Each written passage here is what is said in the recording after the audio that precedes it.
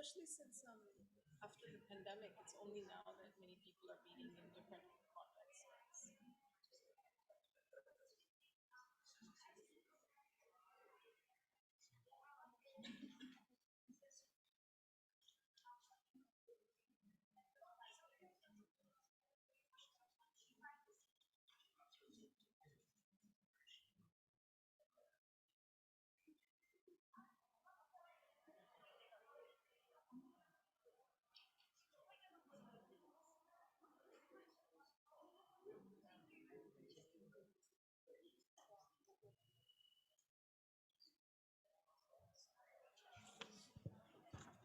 Lisa, we have until what time? We have till 5:30.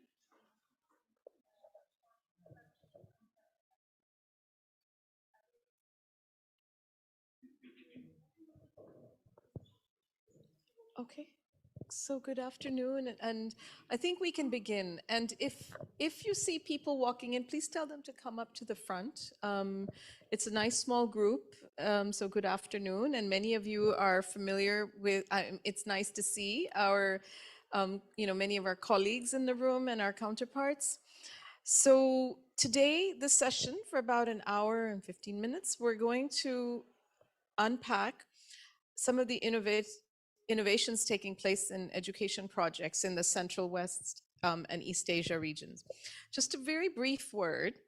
As you know, that ADB has gone through a little bit of restructuring and some of the regions have been reorganized. So for human and social development, Central West and East Asia are combined under one team, which I think is a really fantastic opportunity for all of us to learn and exchange knowledge about some of the really rich experiences that we see in China and Mongolia, with all the way to the, to the Southern Caucasus in the West, and then we also have Pakistan and Afghanistan, and of course Central Asia in the middle. So for me, it's a real privilege to be here today to moderate this session. I'm Sophia Shakil, the Director for Human and Social Development for the CW and East Asia region. And I'd rejoined ADB, just a brief introduction to myself. I rejoined ADB just recently in August, but I have been with the Asian Development Bank since 2011, initially in the South Asia Regional Department, and then working in the East Asia Department, working on social sector projects, mainly education, skills training, and elder care. I've also worked at the World Bank prior to that, and more recently, before I rejoined, I was with the Asia Foundation, working on economic development programs. And again, that was all related to building people's livelihoods and capabilities to improve their lives. So today I'm joined by a really diverse panel, which is going to, the panelists are going to share with us their really interesting insights and some of their experiences and innovations that they're doing in skills and education. So we will give each speaker about 7 minutes to speak, and then we will have an opportunity for some good engaging question and answer session. So let me introduce the panelists briefly so they don't have to, introduce themselves. From Georgia, next to me is Ms. Tamar Kitsiashvili. She's the General Director of the Skills Agency in Georgia. She has over 20 years of experience working in the public and private sector, as well as for international organizations in the field of vocational education and skills development, human resource development, and international relations. She's held many important positions, including Deputy Minister of Education and Science in 2019 to 21. And prior to that, she was the head of the Vocational Education Development Department. In July 2021, Tamar was elected as the Director General of Skills Agency by members of the Supervisory Board of the agency that represents both the public and private sectors. So we're very pleased to have you with us today. Moving on, from Pakistan, we have Mr. Zohaib Mushtaq, who's the project director of one of the ADB finance projects, improving workforce readiness in Punjab.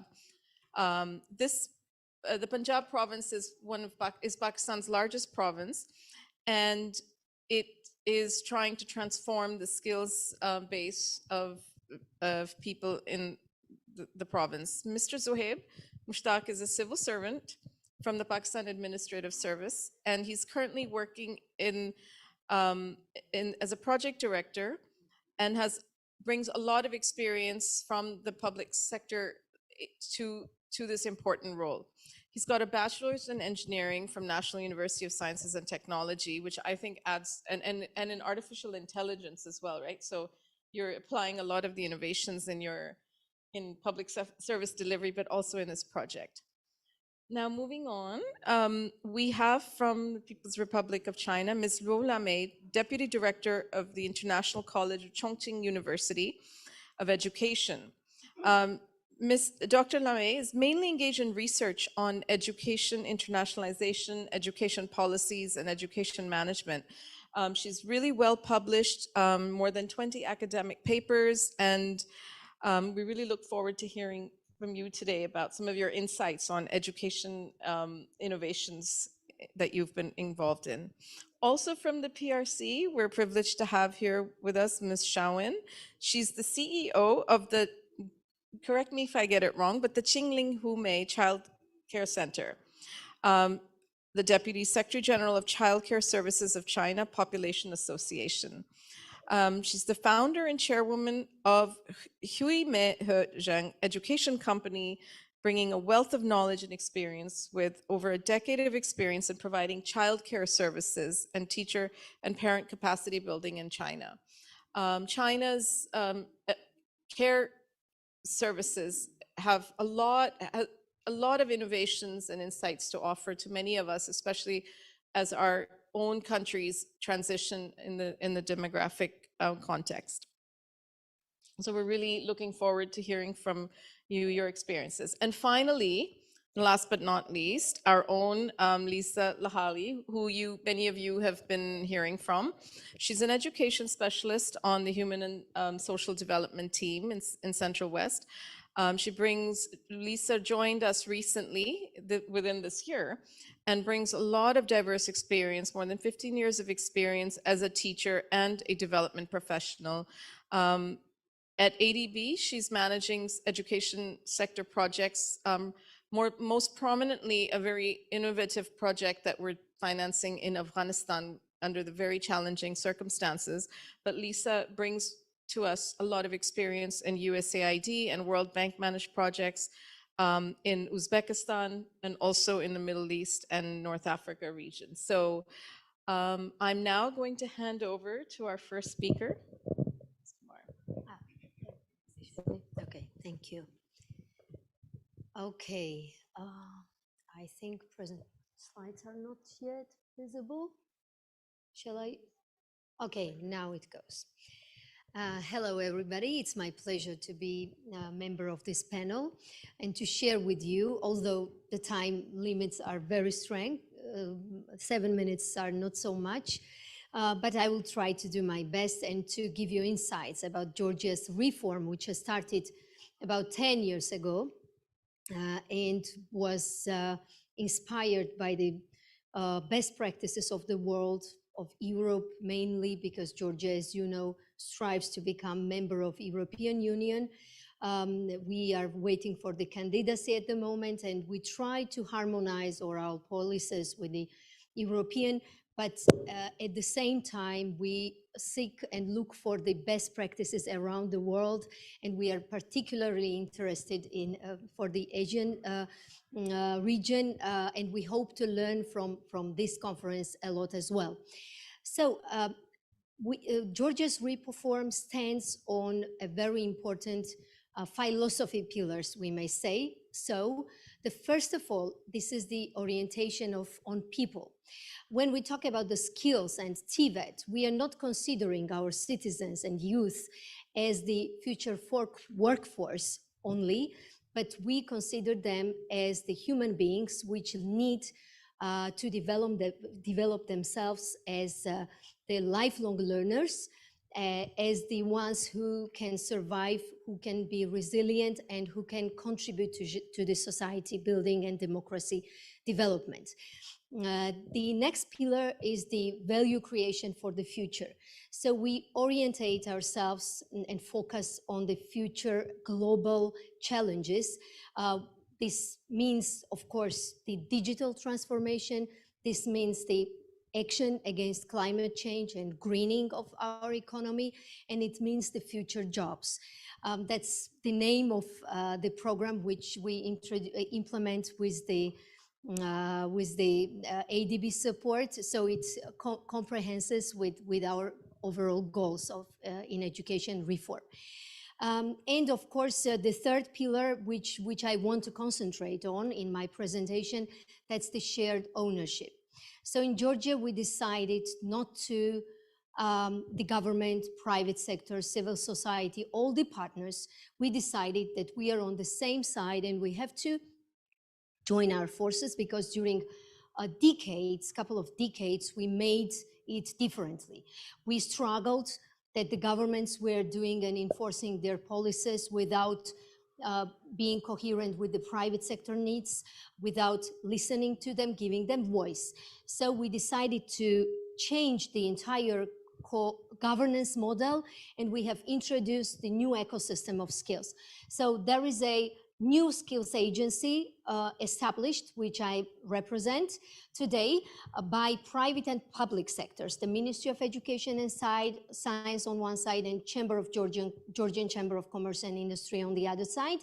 And there is a supervisory board, which is chaired by 6 deputy ministers from the line ministries and 6 biggest business membership organizations. But the most important thing about it, it's a SSOs, sector skills organizations. This is the novelty which we introduced in Georgia. These are the umbrella organizations which are self-organized and consist of different business membership organizations from the sector. They build the umbrella of the sector, and they are the voice of the sector. So with this, we could achieve, and we can achieve, to make our policies sector relevant and sector focused. So we can have in each and every sector different sector policy plan and approach these challenges the sectors have with diversified tools. So these are the list of sectors, sector skills organizations, which are newly introduced in Georgia. They are in the development. There are a lot of challenges related to their work, but it's a beginning of the journey, and we face all these challenges, and we acknowledge that we have to approach them together with the joint efforts. So there are the challenges related to financing, to experience they lack, the sectors, and also there are some collaboration challenges as well within the big sectors, but we believe we can do it, we can make it together. Here is the picture of one of the sectors in construction. We signed the memorandum of understanding. The innovation we have is also, which I wanted to put the focus on, is the new qualification development methodology, which we have introduced recently. And these are the so-called qualification standards. Of course, we've done it starting from 2010. We have different occupational standards, educational standards in place, but we've changed the approach totally. And we are introducing the sector maps, which are very, which shows the big picture in the sector and shows the value chain of functions and different sub-directions in the sector, which could be linked with the possible jobs or skills. So it gives the overall insight to the sector, where to focus on, how to prioritize the occupations to be developed. And the methodology how to develop the qualifications became more flexible, with more emphasis on digital skills, on green skills, citizenship, and so on. We have the plan of qualification development. Then for this transformation, it is very important that the response side, the institutions are getting ready. For that, we have the transformation plans for our educational institutions, and this includes new programs, new resources, the teacher cohort to be strengthened, and we look at the teachers not as to the resource, but we decided to change the paradigm and to look at the teachers at the key drivers of the transformation. So we created teacher networks to link these networks with the sectors, with the SSOs, to move the reform forward. So I can speak for about each line for many minutes and hours, but unfortunately the time is over. So I'm ready to continue discussing this with you later on, maybe in the question and answer sessions or afterwards. Thank you very much. Thank you, and thank you for staying in time. That was really interesting. And if for any of you who have questions, you may even put them in the live chat so that we can come back to them. So we can pass the mic on. Thank you very much. Ma'am, I will take this privilege and opportunity to introduce my project that is improving workforce readiness in Punjab project. It is an ADB assisted project in the TVET space. So we aim to improve the market relevance of the TVET and to increase the equitable access to TVET, and of course we will also try to strengthen the institutional framework of the TVET in the Punjab. These are some of the implementation partner which we will be interacting during the project execution. And I will share some of the statistics about this, the workforce variability and distribution in Punjab. As we can see that there are 39 million total labor force available in Punjab. And surprisingly, out of that, 27 million is working in the rural areas. And that too is predominantly in the agriculture sector.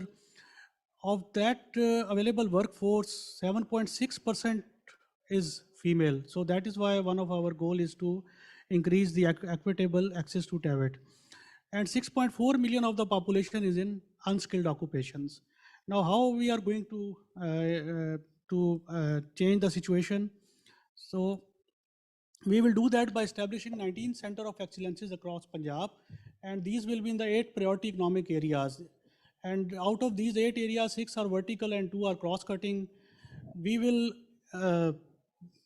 increase the female participation in the TVET by providing them conducive environment and by providing them the facilities which are necessary to encourage them, for example, like provision of daycare, etc. We will, the current capacity of TVET institution is 90,000 trainees in Punjab. And out of that 90,000, we will go to the private sector for the capacity add-on. And important aspect of the project is to create increased awareness and branding the TVET, because there is a hurdle there and between the blue collar and white collar jobs issue. So people, they generally first try to go for the white collar and then they want to go to the blue collar. So we need to address this issue, and we will be doing in this project. Data-driven informed decision-making is another key initiative of this project. And through that, we aim to establish a single database and platform where we will incorporate the industry as well as the TVET service providers for informed decision making, and this will help us to optimally utilize our resources, because we want our transformation from supply driven system to demand driven paradigm, which is aligned with the industry's requirement. Now I will discuss some of the key innovative approaches which are adopted in the project. First, it has an intersectoral approach because it is spread over 8 priority economic sectors. And about the Center of Excellences, I have already discussed. Then we have a unique component in the project which is built for skills. Now this component is very unique and innovative because it envisages the placement of trainees with the construction firm during construction phase. And the cost of that training is built in the construction cost. The implementing partner for its execution will be the Asian Development Bank, the PIU, and we will be taking support and help from the GIZ during its monitoring and execution. Another innovative feature is the digital transformation. As we already see that there is Industry 4.0 revolution coming up, and we want our workforce to be ready for that. So we will establishing 4 center of excellences in 2 sectors of economy. That is in ICT and in textiles. 2 center of excellences will impart ICT uh, courses like artificial intelligence, cloud computing, machine learning, and robotics. And 2 will be imparting training in high-tech machinery, Internet of Things, 3D printing, augmented reality. And textile is our number 1 exports, so there is much more demand for these skills. And interestingly, since our objective is to increase the female population, we have recently concluded a summer camp for students, and most of the students have shown their interest in these 2 technologies, that is ICT and high-tech machinery, because now the world has moved from workplaces to remote jobs, and they find it easier to work in places where they can work from home as well. Our project will not be free from challenges, and since this is unique and ambitious, so we will have our own set of challenges. First of all would be the monitoring and execution of the build for skill component, because it's first of its type, so we will be it will taking more of our time. Then we will have to develop financial and HR manuals for institutional strengthening of the board of managements, because sustainability will be an important aspect of the project, and we want this project to be sustainable post project as well. Another challenge for us would be the selection of the right faculty and their training. So that will be area which we will be working on, and most importantly the branding and awareness of TAVET, which will remain our focus area. I will conclude my presentation, and in the end, I extend my deep felt gratitude to the Asian Development Bank for their invaluable support in the transformation of TAVET sector in Punjab. Thank you. Thank you so much. And, just to take a pause before we move on to the next presenter. Here we've just heard from 2 speakers about some very dynamic, TVET interventions, but both from a very different context. We're talking a completely different scale, but the challenges are so similar. So, in Georgia, you have a much smaller population and much smaller economy. In Punjab, they're dealing with a lot bigger. But it's really interesting to see some of the common elements of what it takes to get TVET to deliver for economic transformation and all the important things that are happening in terms of artificial intelligence, green, of the economy and all that. But now let's move on to hear about a very innovative social and gender aspects of a project in China. I'm going to pass over to Ms. Luo. Good afternoon. I'm Na Mei Luo from Chongqing University of Education in China, and I'm honored to be invited to participate in this forum. Okay, I will briefly share with you the fifth phase of the ADB project, Chongqing Innovation and Human Capital Development Projects, and the implementation of related projects by our university from 2 aspects. Firstly, social and gender action plan. This project is classified as gender equity. Women are key stakeholders, and their participation will be crucial to the success of this project. The expected outcome of this action implemented in Chongqing is a strengthening of employment opportunities and personnel innovation capabilities. The action has 3 outputs as follows. Output 1, relevance and quality of higher education and vocational training strengthened. Output 2, supporting mechanism for innovation and entrepreneurship established. Output 3, institutional and project management capacity enhanced. One of the 3 output indicators mentioned above is to strengthen the correlation and quality of higher education and vocational training. The implementation units are many sub-projects of 5 higher education universities and colleges in Chongqing.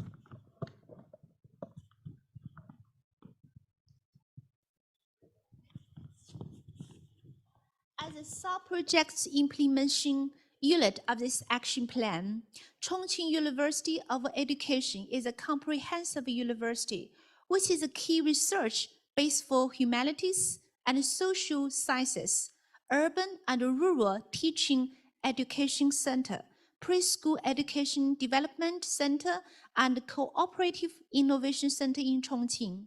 Female students occupy 70% of the total.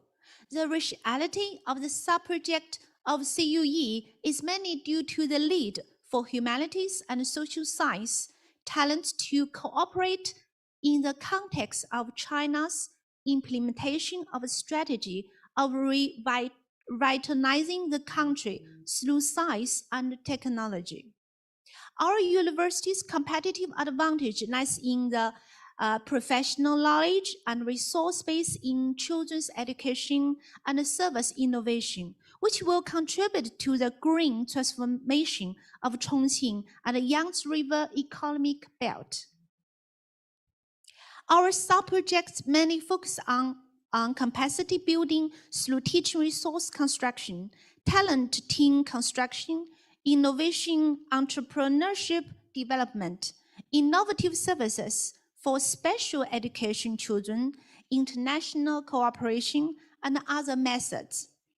This sub-project closely revolves around the development of concept, innovation, openness, practice, and sharing, with a starting point of improving the innovative service ability, and focuses on building a regional early childhood education innovation experimental platform that integrates teaching and research, talent cultivation, resource sharing, industry, school integration, and social services. Of course, it is worth mentioning that women account for a large proportion of the beneficiaries. Briefly speaking, the characteristics of this sub-project implemented by our university are mainly reflected in 2 points: innovation and demonstration, and gender. As for gender, it refers to the fact that the action plan mainly focuses on women and continues to strengthen the participation of female teachers and students in project activities. For limited time reasons, I would like to list one activity in the implementation of our university projects. The innovation and the entrepreneurship project training camp for students, which focuses on cultivation of students' innovation awareness and innovation ability through special training, providing consultation, guidance on entrepreneurial activities for students through tutors' guidance. Although this process of implementing this projects is full of challenges, through this action plan, my colleagues and I deeply feel the significance of a cooperation between ADB and China. So finally, on behalf of the colleagues and CUE, I would like to express my gratitude to ADB for providing this valuable exchange opportunity. I look forward to more exchanges and learning with you all, and I sincerely invite you to visit Chongqing and visit our university, CUE, to jointly explore effective strategies for improving employment opportunities and strengthen personnel innovation capabilities. Thank you. Thank you. And I think that invitation should be taken up, because if those of you who've not been to Chongqing, it's truly itself an innovative city. The infrastructure there is amazing. There's like trains going through mountains. It's a real pleasure to hear about the role of universities and how they spur innovation, and what you're doing to really, both in terms of building awareness and the capability of the teacher talent pool, but also students to get into entrepreneurship, but also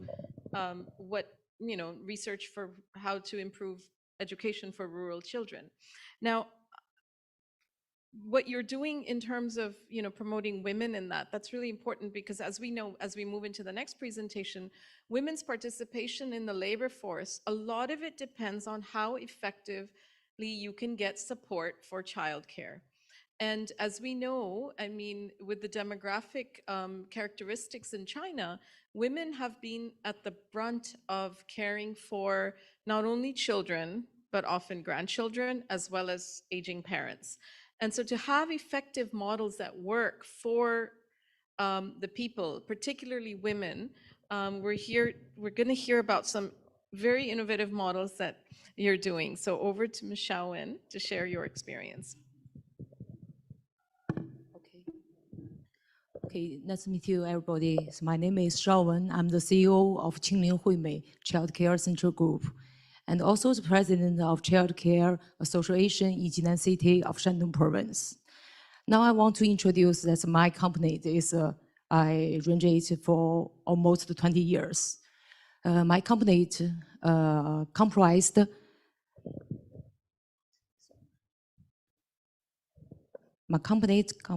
of childcare center, kindergarten, after-school care, vocational training school, and even catering company, including around 60 childcare centers in Jinan and several branches in Beijing, Shanghai, and other provinces in China.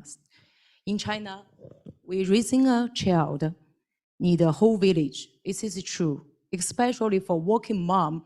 It's very hard to get work and raising children. Some of those working moms cannot return back to work after giving birth because of the cost of professional childcare is very high. Almost mothers are worried about the quality of such care. By the time the children grow up, they are very hard to get back, find another job. So some of mom send the baby to grandmom. However, many cannot do that. And also some young people don't like the traditional way. They want to send the baby to professional childcare center like my center. So we solve those problems. My team with Jinan government, we are together opened a city child brand Quanxingtuo to provide high quality, reliable, and affordable childcare service within a home and community environment.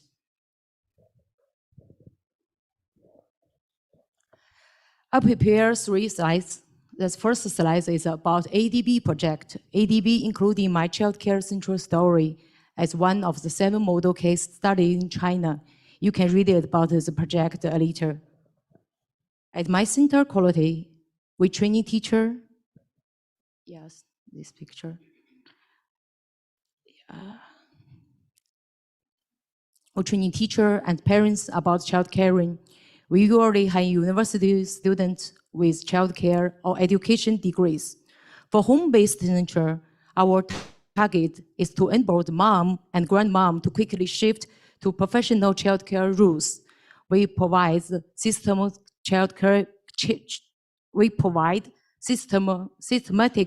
training in education, care, and nursing.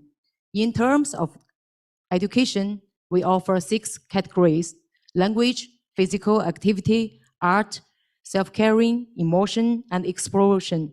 We focus on professional teaching and preserve Chinese culture like the picture we project it.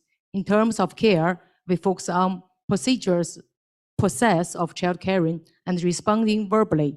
In terms of nursing, we focus on understanding children's developmental milestone, safety, and hygiene. After a week of training, most of mom are ready to take on home-based childcare work.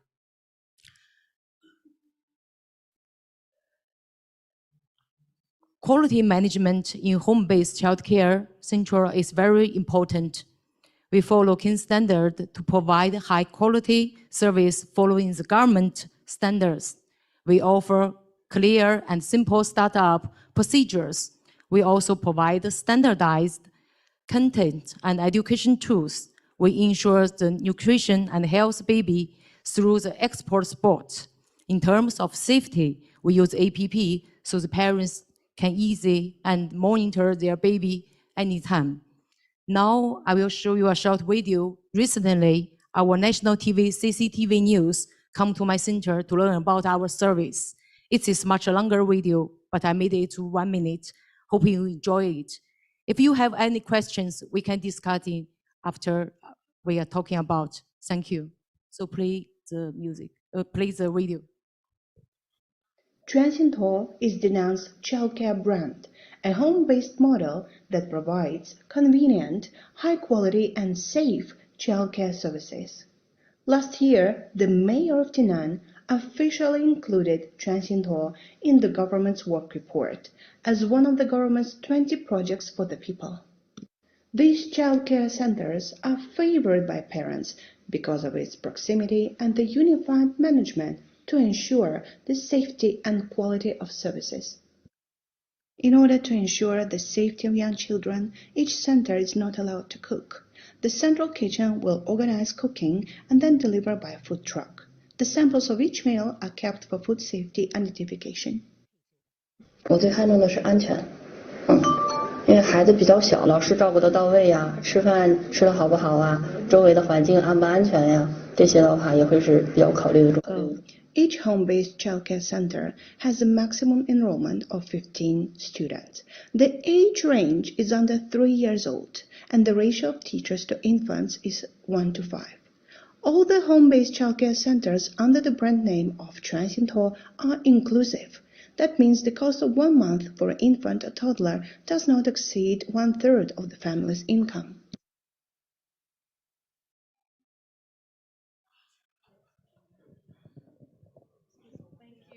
That is really, really nice. It's one of the really important points I think is to highlight here is really how the local city government partners with the private sector to really embrace some of the innovation, and then it feeds into this broader policy to support more ways in which women can be supported to enter the workforce. We'll come back. I'm sure people are going to have lots of questions. So now over to Lisa.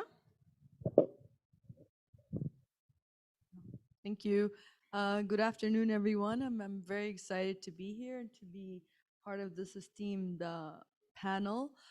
Today, I'll be talking about how our ADB program using digital technology helps support learning for adolescent girls in Afghanistan. So just to give a little bit of a background on the education system in Afghanistan, and I'm going to talk about it before August 2021 and after. So before August 2021, Afghanistan had made remarkable progress in access to both primary and secondary education, where the system grew from 1 million students in around 2001 to nearly 10 million students in 2021. But despite all these gains and these successes, there were still over 4 million children out of school, of which 2.5 million were girls. And then, of course, Afghanistan, as the rest of the world, was hit with the COVID-19 pandemic that added to the problems and resulted in massive learning losses. And it raised the risk of the no return to school students for the most marginalized kids. After August 2021, when the de facto government took over, this basically put the public education system on the brink of collapse because the funding, around 75% of the education budget was funded by foreign funding. And because the de facto government was not recognized and still not recognized, there was no longer funding. And on top of that, the de facto government introduced many bans, including a ban on girls' access to secondary education. That means that girls from grade 7 and beyond are not allowed to go to public schools, which means over 1 million girls and counting have no access whatsoever to any sort of education system. Unfortunately, that has also been in December of last year as well, has also been expanded to higher education. So girls beyond grade 7 cannot access any sort of education system in Afghanistan. So ADB was in fact one of the first institutions to respond to this declining situation in Afghanistan after the de facto government's takeover, to make sure it ensured to sustain the delivery of essential services to the Afghan people in terms of both food security, in terms of health, and in terms of education. So for the education aspect, we wanted to ensure that the access to primary and secondary education was sustained. Our project started in January 2022 and will end in July of next year. It has a budget of around $100 million, and it is being implemented through UNICEF, again, because we do not recognize or work with the de facto government, and is composed of 4 major subcomponents. One is community-based education. Because we can't work in the public school sector, we're developing and setting up community-based classrooms all over Afghanistan, in specific 19 out of the 34 provinces, where we provide teaching learning materials, hire teachers, train teachers, and give the most marginalized students, especially in rural areas, some sort of education and skills. Subcomponent 2, which I'll expand on in my next slides, is the continuity of education at secondary level for girls promoted. So here, because again, girls cannot go to public schools, we have had to think of alternative models to have girls get some sort of level of education.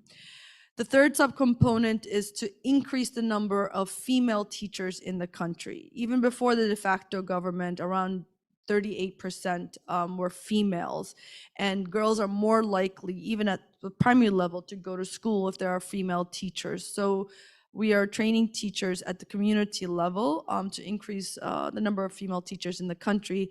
And then finally, we're also providing teaching and learning materials for first graders. This is both at the community level, but also in public schools. So in terms of the subcomponent 2, which is providing some sort of access to secondary girls, this has been the most difficult subcomponent to implement because of the very constraining environment, because of the bans, but also because whatever needs to be done, we need to make sure that both the girls, their teachers, their families are not harmed. So because girls cannot go to school, we need to bring the schools to the girls. And so underneath our ADB project, we are now providing quality curriculum-aligned content in certain subjects, academic subjects, through both distance learning using different modalities. That's online, that's TV, and that's radio. So during COVID-19, there was a lot of materials that were created, but even after, through national and international NGOs. So the firm that we've brought on board is now curating to pick the high quality materials when it comes to the languages, mathematics, biology, chemistry, and physics. This is the first phase, so we're only doing grades 7 to 9. And wherever there are gaps, they're creating new content.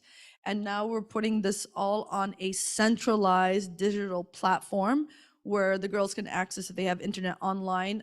But if they don't, they would have to access online and download, and then they could use it offline, but also broadcasting through TV and radio. And part of this activity is that there's going to be a pilot. So we're going to pilot this. This is going nationwide, but we're going to follow 2,000 girls in specific because it's very important for us. We understand that the environment is very constrained, but we need to understand which multimedia content works best, what the challenges are, which one was the most effective, because what we would like to do in the future education project is to continue this work and go larger scale, to make sure that the parents and the girls are aware of this, the TV and the radio and the online platform. We're doing a promotion strategy, which has both a media awareness campaign through TV and radio and a community engagement strategy. And as I mentioned, this is only phase 1. In phase 2, what we would like to do is to continue with those core academic subjects for grades 10 to 12, but also learn from what we've done under phase 1 and do a large scale rollout. We're not advertising this as something only for girls, and because again, we don't want the de facto government to interfere or to stop or harm these girls. But also more importantly, we also want boys who are out of school and boys who are maybe not getting the best education in school to also benefit. So we've just started. I don't have any challenges just yet. I mean, other than working in Afghanistan or lessons learned, but hopefully in a year's time, we get to learn a lot. And I can share some of that with, our ADB colleagues and otherwise.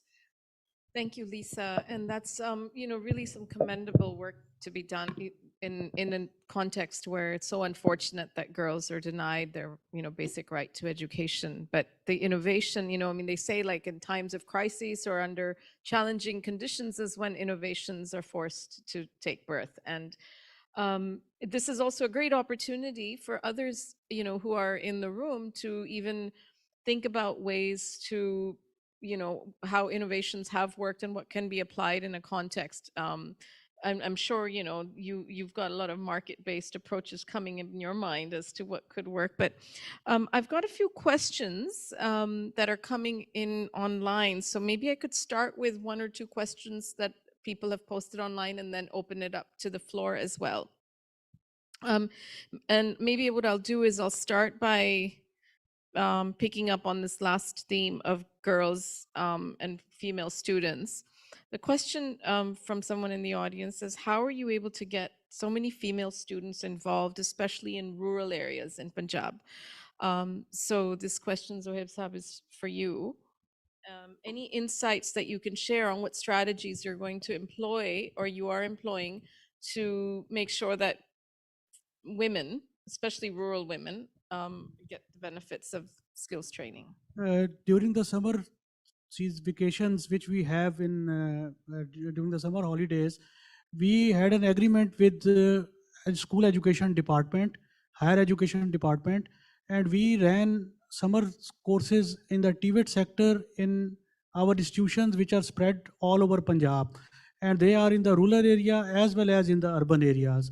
So we had a very encouraging response of participation in these classes, because as you already know that there is a very deep demand for digital courses like digital content creation and other digital courses which help the women to work from their homes as well as to achieve financial emancipation. So the female students were very much interested in the computer courses, and we want to extend these courses in the rural areas, and for that we will also need branding efforts to convince them, to encourage them, and to secondly, the another issue is that in most of the industries where women would like to work, there are no daycare centers or other facilities like bringing them, giving them pick and drop or bringing them to the workspaces. We will be also working in close coordination with the industries so that as these basic facilities should be provided to them, and once they are given access to these facilities, I hope that things will improve in near future. No, thank you so much. I mean, this is a very challenging context as well in Pakistan, where it's difficult to get women into the workforce. Already, we have the lowest labor force participation rates in the region. Maybe just building up on that, I'm going to take another question, and this one is more about, and you mentioned about the raising the image of TVET, and now how do you, maybe into the next question you can weave some of that in. The question is really to on the Georgia example, how willing were members of the private sector to get involved in the creation and running of the special agency in Georgia, and also just generally in public-private partnerships? How do you get the private sector involved, and what role do they have to play also in sort of raising the, the social awareness about TVET? Thanks. That's a very good question. We spent 10 years of very hard work to get there. And if you ask me why didn't we start it 10 years ago, I would say that we were not ready. All sides, I mean, government, neither the private sector. So economy was not so strong. The companies were not so strong that time. There was less outflow of the labor force from Georgia. Now the trend is higher. They really are in a trouble, the companies, and they realize that they have to do something about it. Priorly, there was the approach that you are the government, we've paid taxes, please solve the problem. And they could not realize that if you are not involved by themselves, they will be always unhappy with the results the government alone provides to them with the public schools and so on. So that was a very intense dialogue, which we have started back in 2019. Priorly, we've made a study, comprehensive study in 2018, together with UNDP and SDC. So with this study, we researched the opportunities of different governance and coordination mechanisms.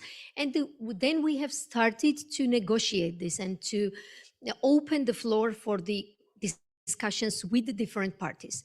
And we came to the common denominator saying that if we are doing this together, there was an option also to split the functions, like in Germany, for instance, that the private sector, the chambers are doing the sort of functions and government takes over. But for that, the private sector was not ready. So decision was made, let's start it together, but it will be government funded, but decisions will be made together. So that's the most important point which I was coming to, that the private sector needs the floor for the co-decision making. If they feel that they are invited in the room just to make recommendations, they do not take over the responsibility and ownership. But if they are told that we are making decisions together and you have equal say, you have equal voice and vote, then they do it, and they do it with a great pleasure. And now, when they saw that the government really meant it, and it was it was not just a political, appearance, PR, but it was a real decision and there is a real opportunity. The ownership increases year by year or month by month now, and we feel it really, it's working. Oh, thank you. That's for sharing that insight. I'm going to just actually build on that, of private, sector.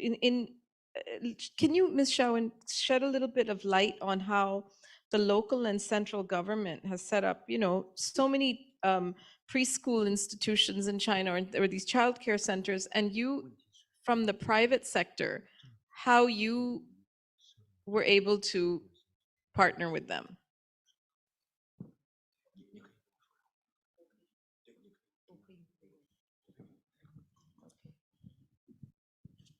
So the government gave the every if this year's from this year's in Jinan City, the government gave every have new baby, one person 700 yuan per 1 month. Yes, if you have a new baby from this year's, and if you open the childcare home-based, they gave almost 5,000 yuan. Yes. Okay, so that's a really good incentive, Yes. the way to get the private sector to come in. I may add Yeah, of one course, of point. course. Just recently, some 2 weeks ago, our ministry and the newly appointed minister also announced the new initiative for the companies beyond all of this political dialogue and partnership I've described, the minister opened the public call to the companies. And if the companies are ready to invest in TVET and skills, doesn't matter, it is equipment, infrastructure, or whatever, government is ready to co-invest and double the investment with the public money. So that's also a very encouraging initiative, which would, we believe, will attract, because we have a lot of interested parties, will attract the companies to participate in. Thanks. If I may, Vandana, you posed an interesting question, and thank you for not doing it anonymously so I can get the context. You're asking about learning losses and how TVET institutions in Georgia and Pakistan are coping with the intake that may have lost a lot of, critical years of learning during the pandemic. But my question, I would actually take that question a bit further, which is that oftentimes the secondary education, general education system isn't really preparing high quality students and graduates because of deficiencies in the curriculum or, of teaching or whatever. So how do you deal with the students coming in? Or do you feel that the students coming into TVET are those that are naturally of poorer quality that couldn't go to universities, or they're those that are finding the right path? How do you deal with the quality and maybe even for in Chongqing University, if you're seeing, students coming in? So maybe we start with Chongqing and then you can come this way. Yeah, as I said just now, our university is a public comprehensive university, but 40% of our majors are related with teacher education. So nearly 70%, more than 70% of students are female students. So of course, certainly, so female students, most female students are the main participants of our activities and courses. Of course, we have some special courses, especially entrepreneurship activities and courses. We arranged tutors guidance, and even some tutors comes from private companies and private institutions. They come to our campus to give them some special courses, training courses, vocational courses. Then they can, when they go to the society, they can find a better job. And most of our female students who are major in education, such as preschool education and elementary school education. So most of female students will choose to work in rural areas. In Chongqing. Yeah, Chongqing is a big city. So only in city center we have some streets are very compared with GDP. So only in city center it is I mean some district far from city center, the economic is not so good. So the most of our female students choose to go to rural areas to teach. Sometimes they will stay in that areas maybe 7 or 8 years, and I think they choose to go back to city center to work. Yeah, so it is. I think it is very beneficial for rural areas to have this kind of teachers. Yeah. Okay, I think good teachers, investing in good teachers is partially the answer, is mainly the answer, right, for improving quality. Please. Ma'am, thank you very much. Actually, our students, they're in their curriculum, in our general education, they don't have the TVET curriculum in their curricula.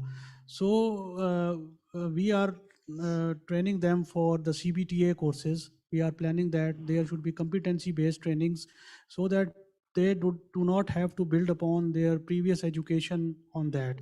But for high technology courses like the robotics, artificial intelligence, machine learning, and other important courses which will start in the COEs, we will need high quality graduates for that.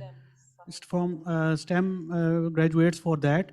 And for that, we will be needing branding efforts to encourage them to come there.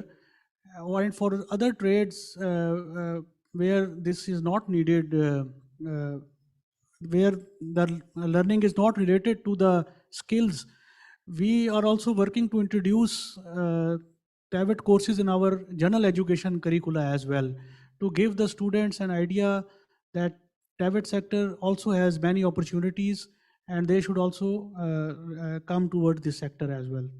Thank you. Um, Thanks for this question, because it's in fact the most important one.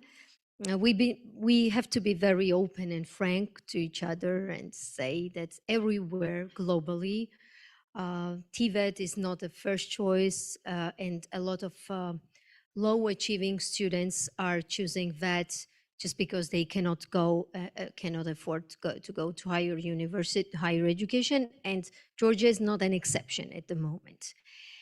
But to be honest, that gives to the TVET much more power to be a transformative education pathway.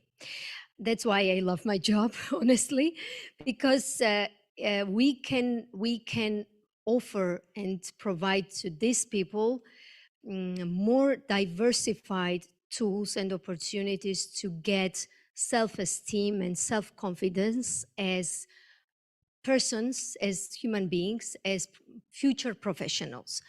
For that, it is very important to anchor with the key competences, transversal skills.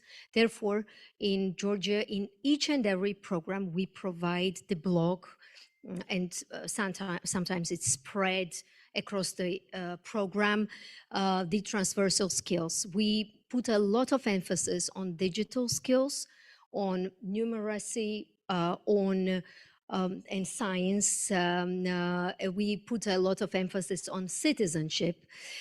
And just recently, we started to transform our key competence block, calling it the skills for life and skills for career, skills for success. And the entrepreneurial education takes a very huge pace of this block.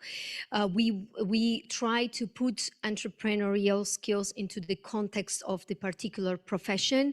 And we also try to introduce career education as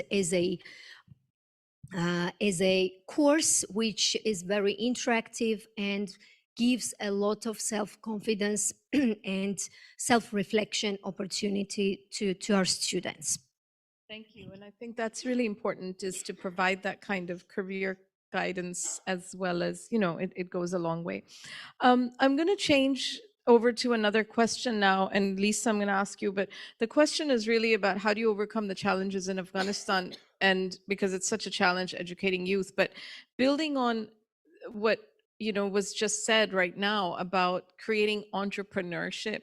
I mean, I'm going to deepen the question for you a little bit, because I don't think that it's really easy to overcome some of the challenges. But do you think perhaps linking education and education outcomes with employment and livelihoods and better household incomes may be a strategy to engage government, the de facto government, to recognize the value of what education can do? Is that in an economic perspective? No, that's a really great question. And a lot of donors have had these discussions with the de facto government, have produced these reports that show not in having women in the workforce is going to, and is doing this in terms of the economy, et cetera, et cetera. It's been difficult to understand sort of why the de facto government in a way is doing this. They have promised that they will open up secondary education and higher education, but with their own terms. But I mean, in terms of overcoming these challenges in terms of youth, our project focuses mainly on girls, and I mean, there's report after report after report about extreme depression and really, psychosocial problems with girls, higher suicide rates. These girls are just confined to their homes. They don't go to school. They can't go out without a mahram. You know what I mean?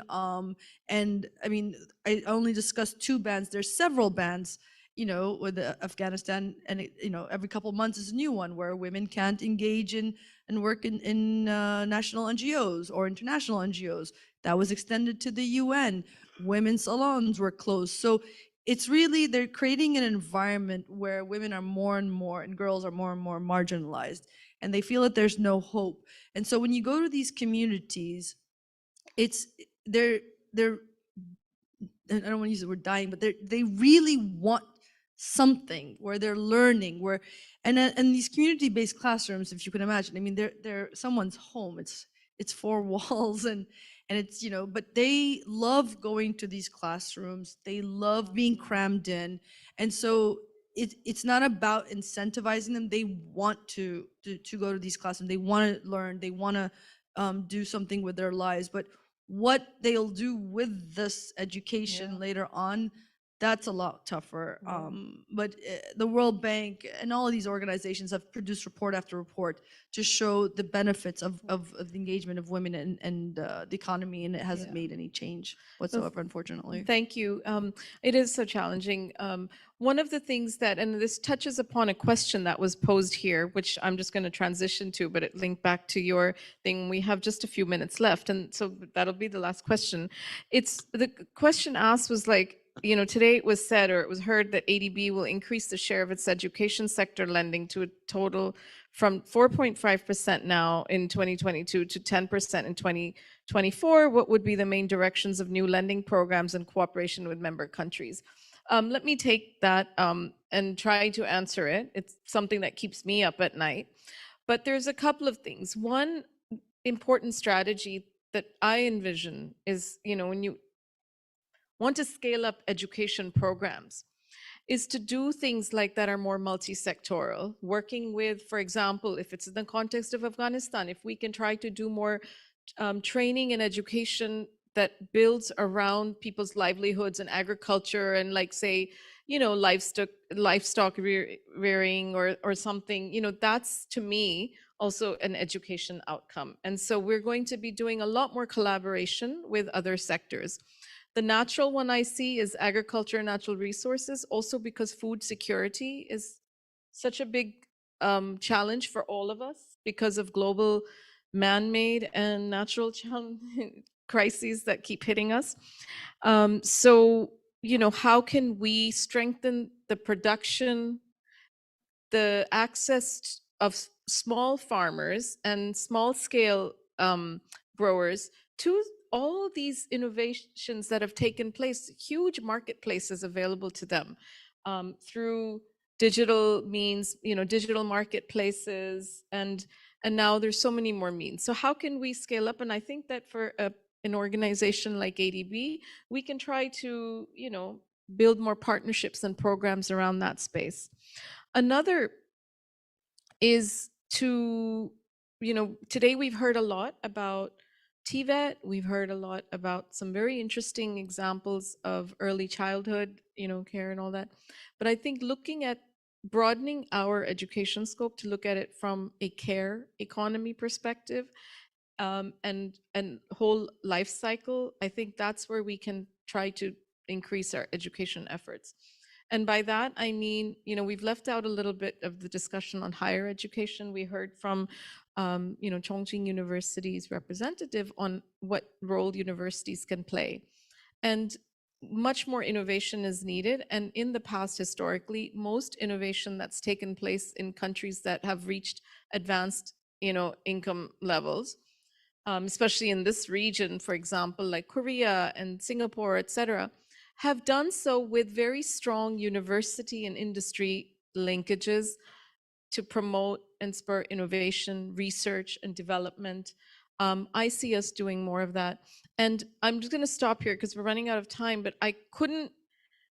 one other strategy I think that ADB is going to do is to I'm very grateful that we have such excellent colleagues like Lisa, like Iske, like Khalil and Khurram and Hyunju and Nafbahor, Nino. I'm sorry, I'm forgetting some others who are in the room, but um, these are our frontline people who are going out and learning from your innovations, what you're doing. And then even just this kind of dialogue is giving us lots of ideas on how we can take what's been done in Shandong province in China. Maybe we can try to do that in Pakistan, where women will not enter the workforce until they're provided with the right kinds of childcare systems and whatnot. So this kind of learning and what you're doing, in Georgia has so many learnings for other countries. So we're really going to be continuing this kind of engagement, not just every skills forum, but more regularly. And I hope that that will together help ADB support all of the member countries to scale up their education programs and get more girls into schools and more women in the workforce. So thank you so much to the panelists for their.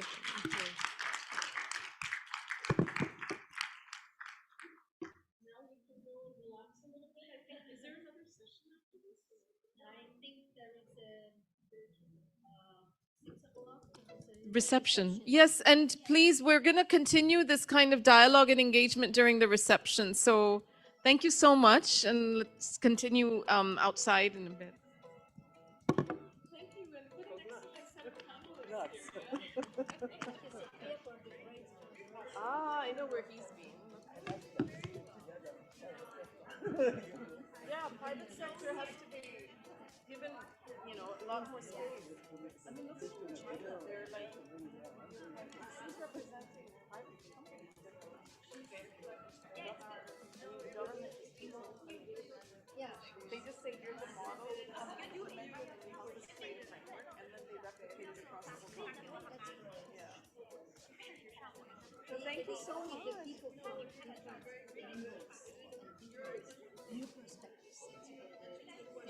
You get so many ideas, right? Yeah, so many ideas and stuff. The main thing is to be open for that. And we have lost so many time in the past for the